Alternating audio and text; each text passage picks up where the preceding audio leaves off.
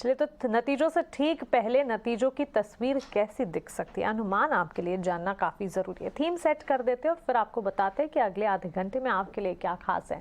Result season को लेकर सारे के सारे अनुमान लेकर हमारे सहयोगी, हमारे रिसर्च एनालिस्ट, उन्होंने नतीजों से ठीक पहले अनुमान तैयार की है, रिसर्च तैयार की है, जो कि आपके सामने रखेंगे और सेक्टर स्पेसिफिक राय भी आपको मिलती दिखेगी। इतना ही नहीं, उन सेक्टर्स की राय जब अनुमान के तौर पर आपको मिलेगी, उसके साथ बाजार के 2 दिग्गज एक्सपर्ट्स भी हमारे साथ जुड़ेंगे, उनसे हम 5 उनके पसंदीदा स्टॉक्स भी जानेंगे। तो क्लियरली नतीजों के पहले अनुमान आपके सामने होंगे, सेक्टर्स में कहां नजर रखनी है ये आपके सामने होगा, और फिर एक्सपर्ट्स की राय भी हमारे पास स्टॉक स्पेसिफिक होगी। आप अपने टीवी स्क्रीन पर देख रहे हैं, मेरी 4 सहयोगी मेरे साथ जुड़ गए हैं। मेरे साथ सृष्टि हैं जो कि ऑटो, कैपिटल गुड्स स्पेस पर आउटलुक हमें बताएंगी। हमारे साथ विनी भी जुड़ी है जो कि एफएमसीजी सेक्टर को क्लोजली ट्रैक करती है। उसके अलावा भी सेक्टर्स पर बात होगी। आशेषा और वामाक्षी भी सेक्टर स्पेसिफिक आउटलुक लेगी और कुछ सेक्टर्स का जिक्र मैं भी करने वाली हूं। ये सारे के सारे सेक्टर्स के अनुमान जानेंगे, हमारे सहयोगी से जुड़ेंगे और हमारे एक्सपर्ट्स को भी जोड़ेंगे, उनका स्वागत करेंगे। लेकिन पहले नतीजों के सीजन का आगाज होने के साथ साथ रिजल्ट सीजन कैसा रह सकता है, ओवरऑल आउटलुक आपके लिए एक बार रख देते हैं, ताकि एक ब्रीफ पिक्चर आपके सामने, एक ब्रीफ तस्वीर आपके सामने आ जाए और उसके ठीक बाद एक एक सेक्टर को पकड़कर उसे समझते हैं। तो अनुमान नतीजों से सीजन से पहले कौन से फैक्टर्स हैं, कौन सी चीजें हैं, कौन से पैरामीटर्स हैं, कहां पर नजर रखनी चाहिए, ये विस्तार से एक बार जानते हैं। ओवरऑल आउटलुक बताने के लिए सौमित हमारे साथ जुड़ गए हैं। सौमित, बताएं, वैसे तो मार्जिन्स, गाइडेंस, कमेंट्री, कई सारे फैक्टर्स होते हैं, लेकिन Q4 के इस अर्निंग सीजन में क्या खास रहेगा, कहां रखनी है नजर? ढेर सारे सेक्टर्स हैं, ढेर सारे कंपनीज हैं जिनकी अर्निंग्स आने वाली है। तो अगर किसी सेक्टर की अर्निंग्स आ जाती तो किन चीज़ों पे किसी इन्वेस्टर को फोकस करना चाहिए, पहले मैं आपको वो बताता हूँ। आईटी सेक्टर की अगर हम बात करें तो वहाँ पे 3 चीज़ों पे ध्यान रखना होगा Q4 के अर्निंग्स में। पहला तो एबिट मार्जिन्स कहाँ पे आ रहा है। पिछले काफ़ी क्वार्टर्स में हमने एक डाउन ट्रेंड देखा था, तो कैसा अभी मार्जिन स्टेबलाइज हो रहा है कि बढ़ रहा है कि नहीं, इस चीज़ पर ध्यान रखनी होगी। गाइडेंस क्या है, डिमांड आउटलुक की क्या एक्सपेक्टेशंस है मैनेजमेंट कमेंट्री में, इस पर नज़र रखनी होगी। और काफ़ी सारे आईटी कंपनीज में हमने लीडरशिप चेंजेस सुने थे, तो ट्रांजिशन कैसा होगा, इस पे क्या कमेंट्री आ रही है, इस पे भी ध्यान रखनी होगी। ऑयल एंड गैस स्पेस की अगर हम बात करें तो उसको हमने डिवाइड कर दिया। ऑयल मार्केटिंग कंपनीज में मार्केटिंग बिजनेस का परफॉर्मेंस कैसा हुआ है 4th क्वार्टर ऑफ FY23 में, ये इंपॉर्टेंट होगा जानना। सिटी गैस डिस्ट्रीब्यूशन कंपनीज में मार्जिन और वॉल्यूम ग्रोथ कैसा रहा है, ये जानना इंपॉर्टेंट होगा। और रिलायंस इंडस्ट्रीज में ऑयल एंड गैस केमिकल का परफॉर्मेंस कैसा रहा है, GRM नंबर्स कैसे थे, इन चीज़ों पर ध्यान रखनी होगी। अब मेटल सेक्टर की अगर हम बात करें तो उन मेटल कंपनीज में डेट कैसा परफॉर्म किया। अभी डेट के जो नंबर्स है वो हाफ ईयरली डिस्क्लोज किए जाते हैं, तो इस क्वार्टर के बाद डिस्क्लोज करेंगे। तो इस क्वार्टर में पूरे साल में डेट नंबर क्या कम हुआ है कि नहीं, इस पे ध्यान रखनी होगी। और उसी के साथ कॉस्ट ट्रेंड्स कैसे मूव कर रहे हैं। स्पेसिफिकली अगर हम देखें तो स्टील कंपनीज में पेट कोक का कॉस्ट करीब 25% गिरा है अपने पीक से, तो कैसे कॉस्ट ट्रेंड्स प्ले आउट हुए हैं मेटल कंपनीज के लिए, इस पे ध्यान रखना होगा। अब ऑटो सेक्टर की अगर हम बात करें तो मैनेजमेंट की कमेंट्री रूरल डिमांड को लेके कैसा आ रहा है, कैसा आउटलुक है कंपनी का रूरल डिमांड को लेके, इस पे ध्यान रखना होगा। और कमोडिटी कॉस्ट ट्रेंड कैसे जा रहा है, क्योंकि हाल ही में काफ़ी सारे मैनेजमेंट्स ने ऐसा कहा था कि जो कमोडिटी कॉस्ट है वो उनके लिए बढ़ रहे हैं, तो उसके से मार्जिन्स पे एक इम्पैक्ट देखने को मिल सकता है। अब बैंकिंग सेक्टर की अगर हम बात करें तो लोन ग्रोथ देखना सबसे ज़्यादा इंपॉर्टेंट होगा, क्योंकि काफ़ी हाल में कमेंट्रीज थी कि लोन ग्रोथ अभी स्लो हो रही है, तो लोन ग्रोथ पे आउटलुक क्या है ये जानना इंपॉर्टेंट होगा। और नेट इंटरेस्ट मार्जिन्स कैसे चल रहे हैं, क्योंकि काफ़ी सारे रेट हाइक्स हुए थे, तो क्या आप पास ऑन हुए हैं कि नहीं, क्या मार्जिन स्टेबलाइज हुए हैं कि नहीं, और RBI का रेट पॉज होने के कारण एनआईएम्स पे आउटलुक क्या है ये जानना भी इंपॉर्टेंट होगा। और आखिरकार FMCG कंपनी की अगर हम बात करें तो वहाँ पे EBITDA मार्जिन ये सबसे इंपॉर्टेंट चीज़ होती है, क्योंकि कंपनी कैसा अपना कॉस्ट मैनेज कर रहा है ये जानना इंपॉर्टेंट होता है।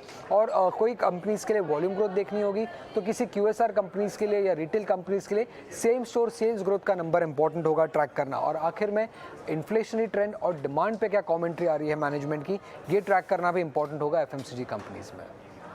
सौमित, शुक्रिया ये ओवरऑल पिक्चर हमारे सामने रखने के लिए। तो सेक्टर्स तो बाजार में ढेर सारे हैं और इन सारे के सारे सेक्टर्स के अपने अपने नुआंसेस हैं, अपने अपने पैरामीटर्स हैं, जिसे मद्देनजर रखते हुए रिजल्ट सीजन में खास ध्यान रखना चाहिए। कौन से सेक्टर में कहाँ नजर रखनी है ये तो सौमित ने हमें बताया, लेकिन इन सेक्टर्स को एक एक कर छांटते हैं और हमारे रिसर्च एनालिस्ट से समझते हैं कि इस तिमाही sector specific approach in sectors का क्या रह सकता है। शुरुआत करेंगे ऑटो और कैपिटल गुड्स सेक्टर सेक्टर से। ऑटोमोबाइल स्पेस, ऑटो बिक्री के आंकड़ों के साथ साथ ही काफ़ी हद तक फोकस में रहा पैसेंजर व्हीकल, कमर्शियल व्हीकल और इस बार ट्रैक्टर बिक्री पर भी खासतौर से नजर रही। नतीजों के लिहाज से ऑटो सेक्टर कैसा दिख सकता है और कैपिटल गुड्स सेक्टर, जिसे लेकर तो उम्मीदें वैसे ही ढेर सारी हैं। केपेक्स अनाउंसमेंट को लेकर कैपिटल गुड्स स्पेस काफ़ी हद तक फोकस में रहता है, लेकिन इस तिमाही जब कैपिटल गुड्स के नतीजे आएंगे, कौन सी चीज़ें हैं, नतीजे कैसे रह सकते हैं, ये एक बार समझते हैं। दोनों सेक्टर के आउटलुक लेकर हमारे साथ सृष्टि जुड़ी हैं। सृष्टि, बताएं कैपिटल गुड्स और ऑटो सेक्टर के नतीजों से कैसी उम्मीदें लगाई जाए?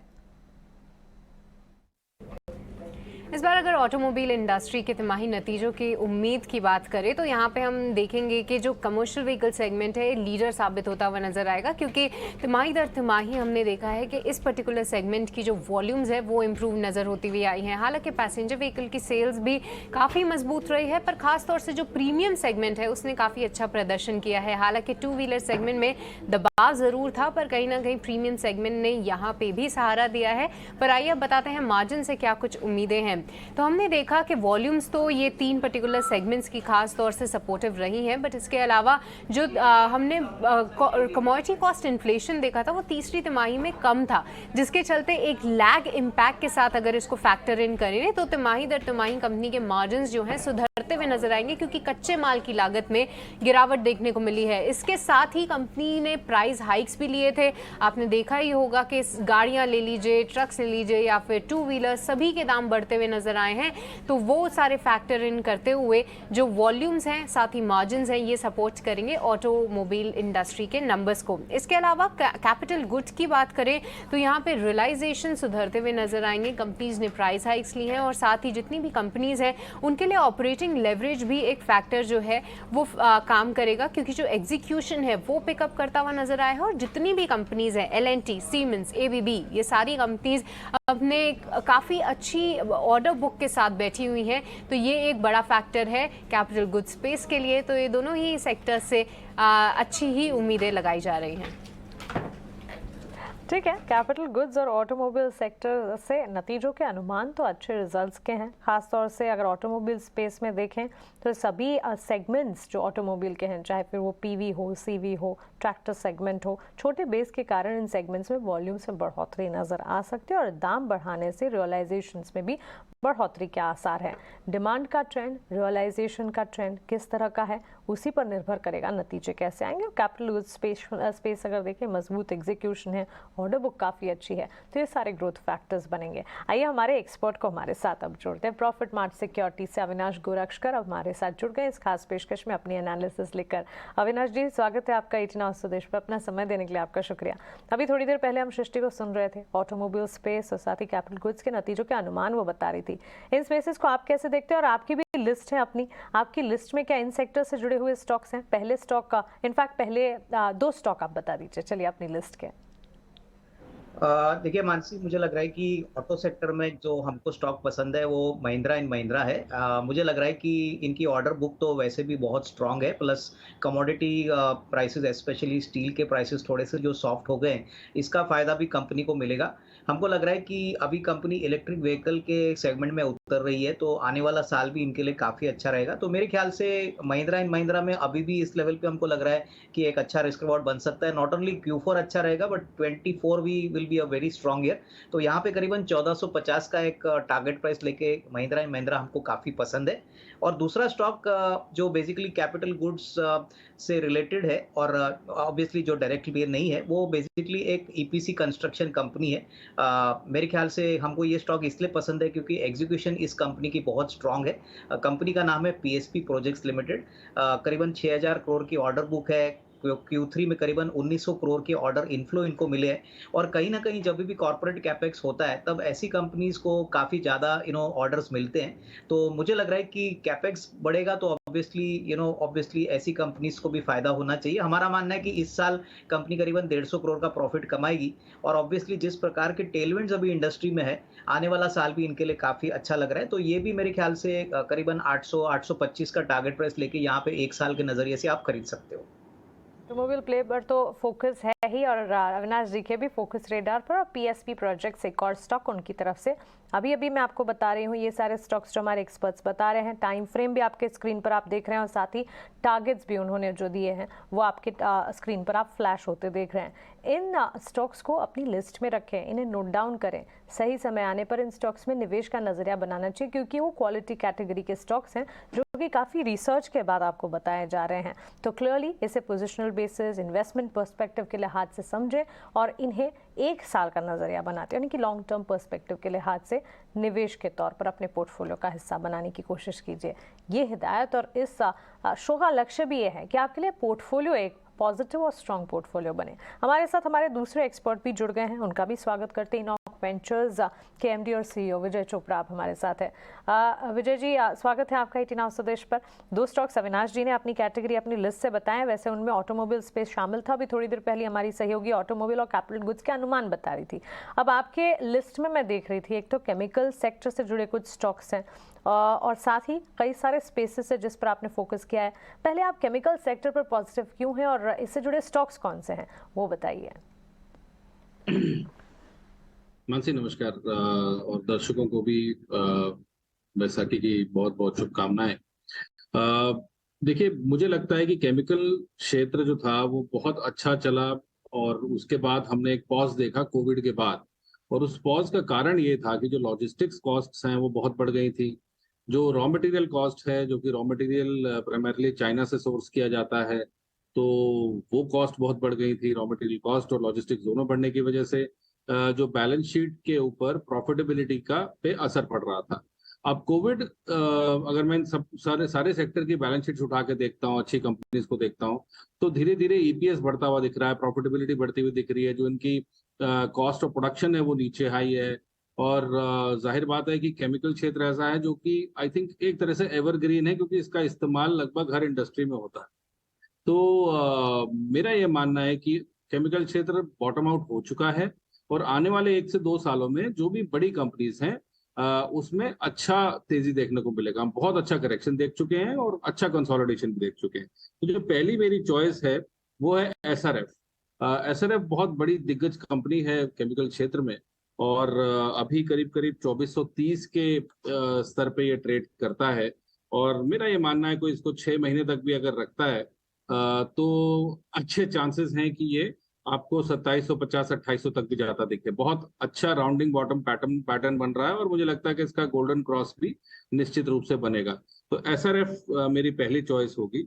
उसके बाद जो दूसरा मैं आपको जो रिकमेंड करना चाहता हूँ स्टॉक, वो है 200 फाइनोटेक्स केमिकल्स।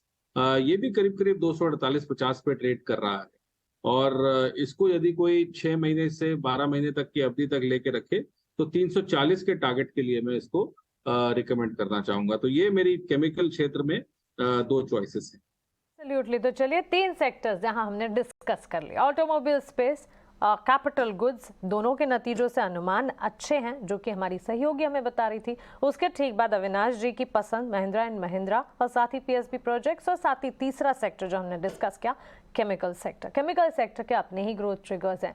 एक समय था जब चाइना +1 यूरोप +1 एक फैक्टर था, लेकिन इसके अलावा अब अगर आप देखें डोमेस्टिक प्लेस में भी कई सारे फैक्टर्स ट्रिगर्स प्ले आउट हो रहे हैं, और इसी के चलते हमारे एक्सपर्ट्स के रेडार पर एसआरएफ और फिनोटेक्स केमिकल जैसे स्टॉक्स हैं विजय चोपड़ा जी के लिस्ट में। ये 2 स्टॉक्स और इनके टारगेट स्टॉप लॉसेस लगातार आप अपने स्क्रीन पर देखेंगे। चलिए आगे बढ़ते हैं, और एक और सेक्टर, इनफैक्ट 2 और सेक्टर का जिक्र आप करते हैं। एफएमसीजी सेक्टर, कंजम्पशन एक बड़ा थीम है, और कंजम्पशन को लेकर क्या कुछ होगा, कौन से फैक्टर्स, कौन से ट्रिगर्स हैं जो कि इस तिमाही जब नतीजे आते हुए देखने को मिलेंगे, Q4 के जब रिजल्ट्स आएंगे, एफएमसीजी में ध्यान में रखने चाहिए। एफएमसीजी के साथ साथ रिटेल के भी अनुमान कैसे हैं, एक बार विनी से जानते हैं, उसके बाद इसे डिटेल में डिस्कस भी करेंगे। तो पहले एफएमसीजी की बात करते हैं, तो यहाँ पे देखें तो ओवरऑल मार्जिन प्रेशर तो हमको दिख रही थी। लास्ट टाइम थोड़ी रिकवरी दिखी थी, थोड़ी इंप्रूवमेंट दिखी थी। ये टाइम एक्सपेक्टेड है कि थोड़ी और इंप्रूवमेंट दिखेगी मार्जिन में, क्योंकि कॉस्ट जो है स्टेबलाइज हो रहा है। यस, थोड़े जो प्राइजेस थे कमोडिटीज़ के, मिल्क, व्हीट, वो थोड़े अभी भी हायर एंड पे है, पर यस फिर भी इंप्रूवमेंट तो हुई है। थोड़ी प्राइजेस डिक्लाइन हुए हैं रॉ मटेरियल प्राइसेस की, तो मार्जिन में इंप्रूवमेंट एक्सपेक्टेड है। रूरल डिमांड जहाँ पे वीकनेस लास्ट क्वार्टर भी दिखी थी, वो मे बी ये क्वार्टर में भी थोड़ी सॉफ्ट ही रहेगी। रहेगी डिमांड वहाँ पे, इतनी स्ट्रॉन्ग रिकवरी नहीं है एक्सपेक्टेड रूरल डिमांड में। तो यस, रूरल डिमांड एक फैक्टर है जो हम लोग वॉच आउट करेंगे, कमेंट्री पे भी देखेंगे कि वहाँ पे कमेंट्री क्या आ रही है, क्योंकि रूरल एनवायरनमेंट थोड़ी तो सॉफ्ट है, पर ग्रेजुअल रिकवरी एक्सपेक्टेड है सेक्टर में ओवरऑल, जो इंप्रूव करेगी ओवरऑल वॉल्यूम ग्रोथ कंपनीज के लिए। उसके अलावा जैसे मैंने बताया मार्जिन प्रेशर भी कूल ऑफ हो रहा है, तो प्रॉफिट मार्जिन में भी इंप्रूवमेंट एक्सपेक्टेड है। अभी सेपरेटली बात करते हैं सिगरेट बिजनेस की। वहाँ पे सिगरेट जो सेगमेंट है वहाँ पे एक्सपेक्टेड है कि साइंस ऑफ रिकवरी दिखेगी, डिमांड रेजिलिएंट ही रहा है ये क्वार्टर में भी, तो डिसेंट नंबर्स एक्सपेक्टेड है सिगरेट कंपनीज से। पेंट एडहेसिव्स की बात करें तो यहाँ पे भी डिमांड थोड़ी रिड्यूस ग्रोथ एक्सपेक्टेड है, थोड़ी प्रेशर यहाँ पे भी अभी भी एक्सपेक्टेड है, इतनी अच्छी ग्रोथ नहीं एक्सपेक्टेड है, तो म्यूटेड में भी set of numbers, subdued numbers आ सकते हैं पेंट सेगमेंट में। ओवरऑल एडवर्टाइजमेंट और प्रमोशन स्पेंड्स की बात करें तो वो अभी नॉर्मलाइज होते दिखेंगे, क्योंकि जो कमोडिटी कॉस्ट है वो कूल ऑफ होते जा रहा हुआ है, तो इसीलिए एड और प्रमोशन स्पेंड्स भी अभी नॉर्मलाइज होते हुए दिखेगी। बात करते हैं रिटेल सेगमेंट की, तो यहाँ पे एक्सपेक्टेड है कि जो lower end of the pyramid है वहाँ पे तो डिमांड की प्रेशर बढ़ी रही है, काफ़ी सारी मैनेजमेंट ने कमेंट्री भी दी हुई है ये क्वार्टर में, तो मे भी थोड़ा डिमांड पर प्रेशर रहेगा ओवरऑल रिटेल स्पेंड्स के लिए। सब लोग इतना स्पेंड नहीं कर रहे हैं अभी इन्फ्लेशन की वजह से, तो यस डिमांड साइड पे थोड़ी प्रेशर रह सकते हैं। और मार्जिन एक्सपेक्टेड है कि मार्जिन में भी थोड़ी इम्पैक्ट रहेगी, क्योंकि लोअर ऑपरेटिंग लेवरेज है और हायर इनपुट कॉस्ट जैसे यार्न प्राइसेस, कॉटन प्राइसेस थोड़े हायर एंड पे है, तो उसकी वजह से मार्जिन्स में थोड़ी प्रेशर रहेगी। तो ये एफएमसीजी और रिटेल का राउंड अप है, रिटेल में भी थोड़ा सबड्यूड रहेगा ये। सबड्यूड क्वार्टर फॉर रिटेल, क्योंकि डिमांड पर दबाव दिख सकता है और मार्जिन्स पर भी इम्पैक्ट पड़ेगा। लेकिन एफएमसीजी प्ले में अगर देखें, ग्रामीण मांग में सुस्ती का असर ड्यूरिंग फोर्थ क्वार्टर के रिजल्ट्स में तो ज़रूर नजर आएगा, लेकिन रूरल डिमांड का इम्पैक्ट आगे कैसा होगा? अविनाश जी, क्या रूरल डिमांड में परफॉर्मेंस कोई बेहतरी की तरफ जाती हुई दिखेगी? क्योंकि इस बार अब हम देख भी रहे हैं मानसून के पूर्वानुमान आना शुरू हो चुके हैं। आईएमडी का भी ये कहना है कि सामान्य मानसून इस बार दिख सकता है। एलपीए के अराउंड 96% मानसून के अनुमान यहाँ पर ताज़ा 2 दिन पहले जब आए थे तब हमें नज़र आए थे। ये सारी चीज़ें कनेक्टेड है और इसका सीधा असर रूरल डिमांड पर तो पड़ता ही है। कनेक्ट कीजिए एफएमसीजी को इसके साथ और बताइए कि आपको क्या लगता है, रूरल डिमांड में एक बीट या मोमेंटम बिल्ट होना शुरू होगा? और अगले 2 स्टॉक्स भी आपकी लिस्ट के जो हैं वो हमें बताएं। देखिए, मुझे लग रहा है कि रूरल डिमांड अभी भी थोड़ी सी वीक है, लेकिन अगर अच्छा मानसून इस साल होता है तो ऑब्वियसली रूरल डिमांड पिकअप होगी। और यहाँ पे जैसे विनी ने कहा, आई थिंक जो आईटीसी है, मेरे ख्याल से सिगरेट डिमांड जो है वो काफ़ी अच्छी चलेगी। ओवरऑल जो कंज्यूमर डिस्क्रिशनरी और स्टेपल्स है वहाँ पे हो सकता है कि थोड़ा बहुत फोर्थ क्वार्टर थोड़ा सा सॉफ्ट आए। मार्जिन प्रेशर अभी भी रहेगा क्योंकि इनपुट प्राइसेस गिरे जरूर है, लेकिन वापस यहाँ पे पाम ऑयल के प्राइसेस में हमने एक बहुत अच्छी चढ़त देखने को मिली है। तो मेरे ख्याल से फोर्थ क्वार्टर के बाद जो वॉल्यूम ग्रोथ होगा प्लस जो मार्जिन आउटलुक रहेगा वो काफी इंपॉर्टेंट रहेगा। मेरे ख्याल से एफएमसीजी में ऐसा कोई तोड़फोड़ परफॉर्मेंस आने की उम्मीद चौथे क्वार्टर में तो नहीं है, बट आने वाला साल अच्छा रहेगा अगर होपफुली मानसून अच्छा होता है। और अगर 2 स्टॉक्स और की बात करें तो एक सेगमेंट जो मुझे लग रहा है कि बहुत तेजी से नॉट ओनली Q4 बट आने वाले साल में दिखाएगा वो होटल सेगमेंट है, होटल और रेस्टोरेंट सेगमेंट। तो होटल सेगमेंट में हमको एक कंपनी पसंद है मानसी, जिसका नाम है रॉयल ऑर्चिड होटल्स। ये बेसिकली एक छोटा होटल प्लेयर है, करीबन 4000 रूम्स की इन्वेंट्री है, प्लस जिस प्रकार की एक्सपांशन ये कर रहे हैं अगले 2 साल में करीबन 1,500 से 2,000 रूम्स वो ऐड करना चाहते हैं। और ये एसेट लाइट मॉडल है। इनफैक्ट हमको लग रहा है कि इस साल कम से कम 20 रुपए की अर्निंग आएगी, अगले साल 25 रुपए आ जाएगा। और मोस्ट इंपॉर्टेंटली लिवरेज भी बैलेंस शीट पे काफी कम है, तो हमको लग रहा है कि यहाँ से करीबन 340-350 का एक टारगेट प्राइस आपको मिल सकता है। दूसरी कंपनी जो होटल सेक्टर से रिलेटेड है, जो रेस्टोरेंट बिजनेस चलाती है, उसका नाम है स्पेशलिटी रेस्टोरेंट्स। ये बेसिकली ब्रांडेड रेस्टोरेंट्स चलाती है, जैसे कि मेनलैंड चाइना इनका फ्रंटलाइन ब्रांड है। बहुत सालों के बाद अभी इस कंपनी ने एक बहुत अच्छा टर्न अराउंड किया है। पिछले साल 8 करोड़ का प्रॉफिट था, इस साल दैट इज FY23 को हमको लग रहा है कि कम से कम 55-56 करोड़ का प्रॉफिट आएगा। प्लस कंपनी ने अभी हाल ही में एक कॉर्पोरेट प्रेजेंटेशन में कहा है कि अगले 4 साल में वो रेवेन्यू डबल करना चाहती है और 25% का EBITDA मार्जिन कंटिन्यूसली मेंटेन करेगी। तो यहाँ से मुझे लग रहा है कि करीबन 300 रुपए का टारगेट प्राइस पॉसिबल है। यहाँ पे भी अर्निंग्स ग्रोथ ट्रेजेक्ट्री आने वाले 1.5-2 साल में बहुत स्ट्रांग रहेगी। तो ये अच्छा रिस्क रिवॉर्ड देने वाला स्टॉक है, तो इसको डेफिनेटली अपने पोर्टफोलियो में एक्यूमुलेट करें।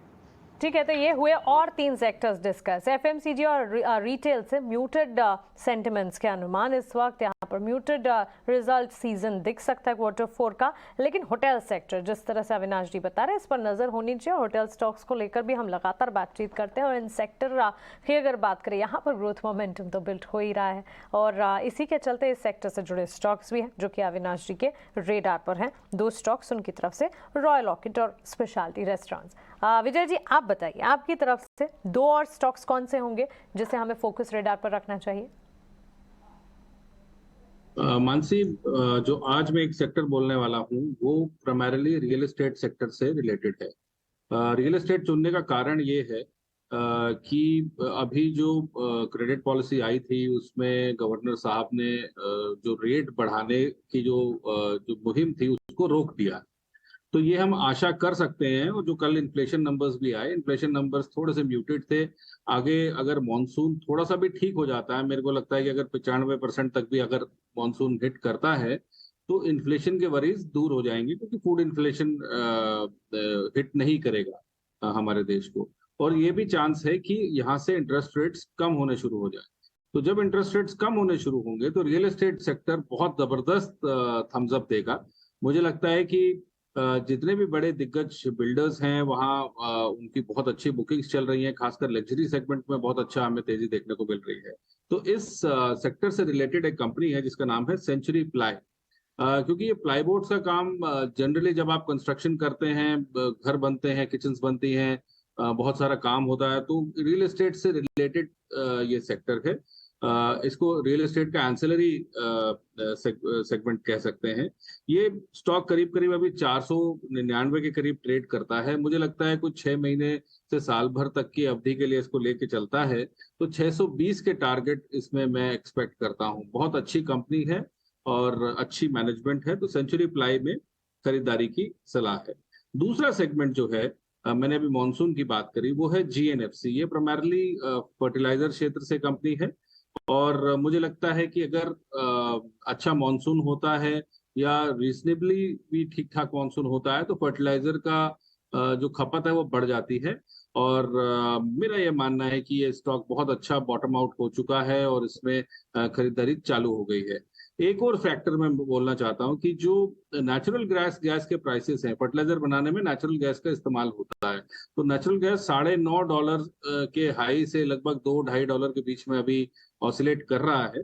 तो अच्छी संभावना है कि इन कंपनीज की जो बैलेंस शीट्स हैं, प्रॉफिटेबिलिटी है, वो बहुत बढ़ के आए, क्योंकि नेचुरल गैस के जो भाव है वो गिर चुके हैं। तो GNFC में खरीदारी करने की सलाह है। करीब करीब 549 पे ट्रेड करता है। 700 के स्तर के लिए इसमें खरीदारी की जा सकती है। ठीक है, तो चलिए फर्टिलाइजर और रियल एस्टेट सेक्टर से जुड़े स्टॉक्स। और विजय जी आपने रियल एस्टेट का जिक्र किया ना, तो रियल एस्टेट के अनुमान ही आपके सामने रख देते हैं। और माक्षी हमारे साथ जुड़ी है जो कि रियल एस्टेट, बैंक और फार्मा तीनों के अनुमान हमें बता रही हैं। माक्षी आप बताइए। जी बिल्कुल, शुरुआत करते हैं हम बैंक्स के साथ। तो NIM स्टेबल रह सकते हैं क्वार्टर ऑन क्वार्टर बेसिस पर। काफ़ी सारे बैंक्स ने अपना Q4 अपडेट दिया है एडवांसेस और लोन फ्रंट पर। अगर हम देखें तो लोन्स उनके जो है क्रेडिट ग्रोथ है वो काफ़ी मजबूत नज़र आ रही है। और एट द सेम टाइम अगर हम उनकी एसेट क्वालिटी को देखें तो ये लार्जली बेनाइन रही है। रियल एस्टेट पर अब फोकस करते हैं। यहाँ पर हम एक्सपेक्ट कर रहे हैं कि काफ़ी मजबूत Q4 एक्सपेक्टेड है। मजबूत डिमांड नज़र आ रही है। प्राइसेस जो बढ़ रहे हैं प्रॉपर्टीज़ के, उसके बावजूद, और इनफैक्ट जो मॉर्गेज रेट बढ़ रहे हैं उसके बावजूद हमें दिख रहा है कि डिमांड ऑन ग्राउंड काफ़ी रेजिलिएंट नज़र आ रही है। इनफैक्ट पिछले साल में हमने देखा था कि प्रॉपर्टी प्राइसेस बढ़े हैं और ये एक इम्पॉर्टेंट फैक्टर रहेगा जो रियल एस्टेट कंपनीज़ के लिए काफ़ी इंपॉर्टेंट है। इसके अलावा फार्मा स्टॉक्स की अगर हम बात करें तो यहाँ पर हम एक्सपेक्ट कर रहे हैं कि एक स्टडी क्वार्टर रह सकता है। कोई बिग टिकट लॉन्चेस एक्सपेक्टेड नहीं है US में, मगर जो US का पोर्टफोलियो है वहाँ पर थोड़ी स्टेबिलिटी एक्सपेक्टेड है। और उसके ठीक विपरीत अगर हम देखें तो डोमेस्टिक फ्रंट पर हम देख रहे हैं कि काफ़ी अच्छा हेल्दी मोमेंटम एक्सपेक्टेड है Q4 में। Gradual easing of cost pressures भी हमें नज़र आ सकते हैं। फ्रेट कॉस्ट गिर चुके हैं और इसी के चलते ओवरऑल अगर हम देखें कॉस्ट प्रेशर्स ईज होते हुए नज़र आ सकते हैं और मार्जिन्स को सपोर्ट मिल सकता है। तो ओवरऑल ये थे सारे एक्सपेक्टेशंस Q4 के लिए। एब्सोल्युटली, रियल एस्टेट और साथ ही फार्मा और बैंक्स का जिक्र किया। अविनाश जी, आई नो एक बैंकिंग काउंटर भी आपकी लिस्ट में, और विजय जी आपकी तरफ से एक AMC स्टॉक है। क्विकली, समय की पाबंदी है। अविनाश जी बताइए कौन सा स्टॉक है और क्विक टारगेट्स। पसंदीदा स्टॉक बैंकिंग में है वो आईसीआईसीआई बैंक है। हमको लग रहा है कि Q4 में हर पैरामीटर पे आईसीआईसीआई बैंक बहुत अच्छी तरह से डिलीवर करेगा। करीबन 25-30% का ग्रोथ हमको लग रहा है इस क्वार्टर में आएगा। प्लस जिस प्रकार का loan book growth, asset quality का आंकड़ा है, मेरे ख्याल से FY24 will also be a big year. तो यहाँ पे करीबन 1050 का टारगेट प्राइस लेके करंट प्राइस पे खरीदने की राय। इसमें डेफिनेटली एक अच्छा रिस्क रिवॉर्ड बैठता है, not only for the quarter but मैं समझता हूँ अगले 12 से 15 महीने के लिए करीबन 1050 का टारगेट प्राइस यहाँ पे पॉसिबल लग रहा है। आखिरी स्टॉक बताइए।